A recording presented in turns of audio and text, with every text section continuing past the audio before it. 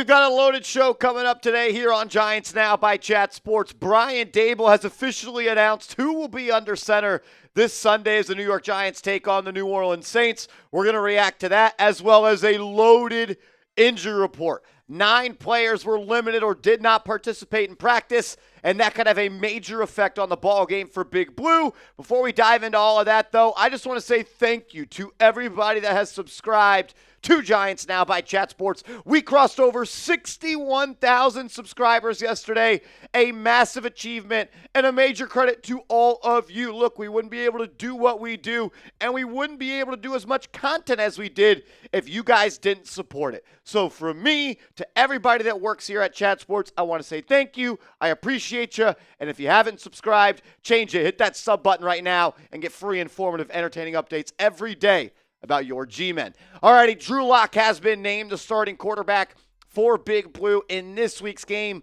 against the New Orleans Saints. We talked about earlier in the week that Brian Daboll must make the decision to have Drew Lock be the starting quarterback the remainder of the season, and I think we are inching closer and closer to that. He will start Sunday. Mainly, though, it sounded like in Brian Daboll's press conference, it was because Tommy DeVito is still not 100% healthy. Daboll did tell the media that DeVito will be limited at practice as he continues to rehab from that sore forearm.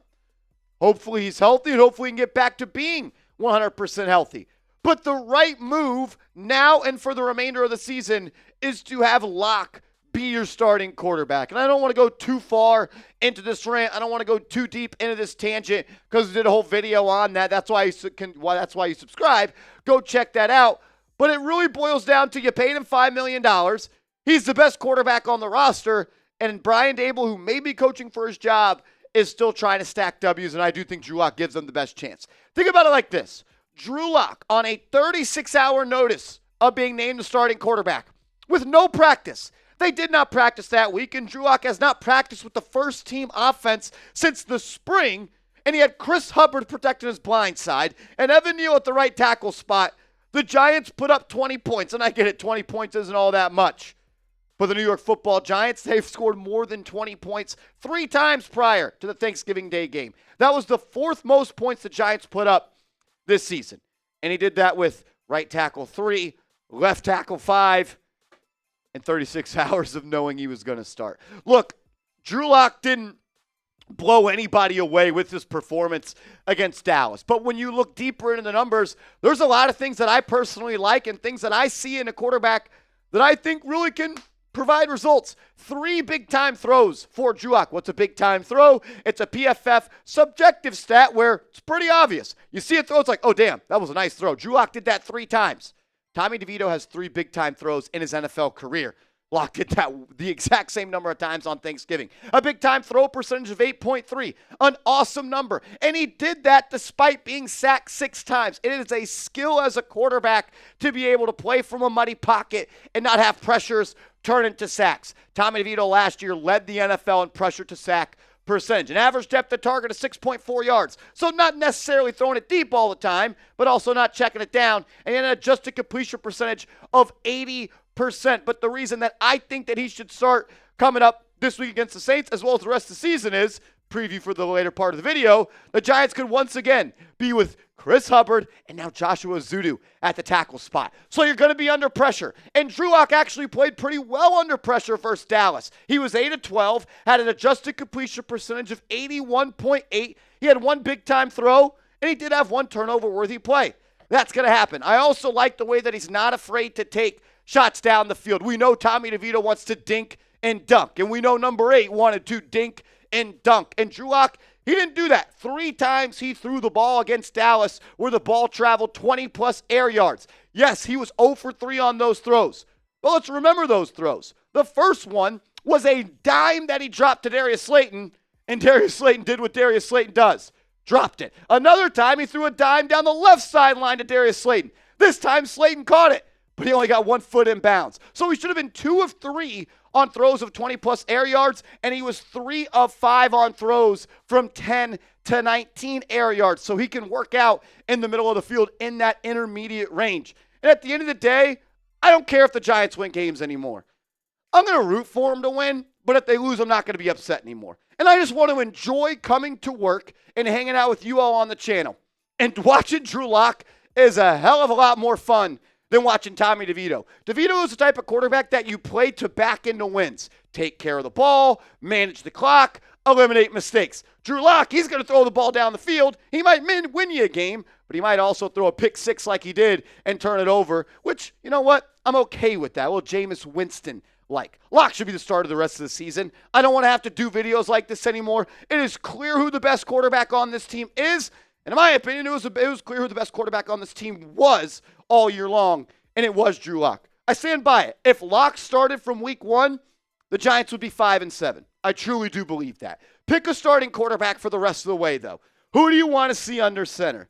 Is it Mr. Young, Jeezy, Drew Lock, or is it Tommy Cutlets DeVito, type 2, type 15? Let me know your thoughts. Coming up next, we're going to react to the injury report, and we have news as well on Theo Johnson and Dexter Lawrence. But first, I got to give a major shout-out to our proud sponsor and our proud ticketing partner, Game Time. Game Time is the best app to get tickets. You get the best seats for the lowest prices guaranteed. Prices actually drop as the events get closer. And yeah, my favorite part, lowest price guaranteed. There's so many things I love about Game Time. They make sure the user is getting the best deal possible. It's very user-friendly inside the app. The all-in pricing feature is awesome. How many times have we used these other ticketing apps and it's like, oh, wow, I can get a Giants ticket to the Saints game for $39. But then you get to checkout and you got $200 in hidden fees. You don't have any of that on Game Time. And if you use that promo code ChatSports, you're going to get $20 off your first purchase where terms do apply. And the Game Time Picks feature is awesome as well. It personalizes your feed to make sure you can go see your favorite people for the lowest price guaranteed. So download the app, create an account, promo code ChatSports, ChatSports, and get $20 off your first purchase where terms do apply. What time is it? It is game time. All righty, the New York Giants injury report hasn't officially been released. It was their first practice of the week here today, and 5 guys didn't practice. 5 guys that are starters, and they may be light with starters that they had from week 1 going in to this game against the New Orleans Saints. Jermaine Eluemunor, who is now your starting left tackle, had a quad injury. He didn't play against Dallas, and it sounds like he is unlikely to play again against New Orleans. Now Evan Neal, your starting right tackle, has a hip injury. Not sure if he's going to play. Raheem Nunez-Roches, shout out to Nacho, the interior defensive lineman. He's got a neck injury. Didn't participate at practice. Deonte Banks missed the game against Dallas on Thursday. He didn't practice again today. He's got that rib injury. His status is TBD for Sunday. And now Bobby Okereke, who did not miss a single snap last year for the Giants on defense, hadn't missed a game yet this year. Sounds like he could be out for a little while as Bobby Okereke has a back injury, and Brian Daboll said that will be week to week. Bad news for the New York Giants. Your tackles this week could be Joshua Azudu and Chris Hubbard. Maybe the worst tackle duo in the NFL, and maybe the worst tackle duo in recent Giants history. And they gave up 85 sacks just last season. Look, it's hard to not think the Giants are tanking at this point. I didn't think they were tanking until they named Tommy DeVito the starter. That was the most gimmick move I had ever seen in my life. But now, if you just got a little boo-boo, if you got a little bruise, you don't even have to practice anymore. I don't think the Giants are necessarily trying to lose games on purpose, but I don't think they're approaching every single game like it is the Super Bowl and doing everything they can to win. And in my opinion, that means you're not doing your best to win, which is very, very close to tanking. Some other good news for the Giants, and I haven't got much of that. Deonte Johnson, remember that name? The preseason standout, the training camp star, the rookie UDFA, or this actually is second year in the NFL, 2023 UDFA, that's on me, at Toledo. He had an injury, which caused him to go on IR. He actually returned from, or hadn't been elevated, but he has been healthy for weeks. He is going to be elevated from IR, and he could play this Sunday, and we might see a lot of him with Bobby Okereke potentially out for that matchup.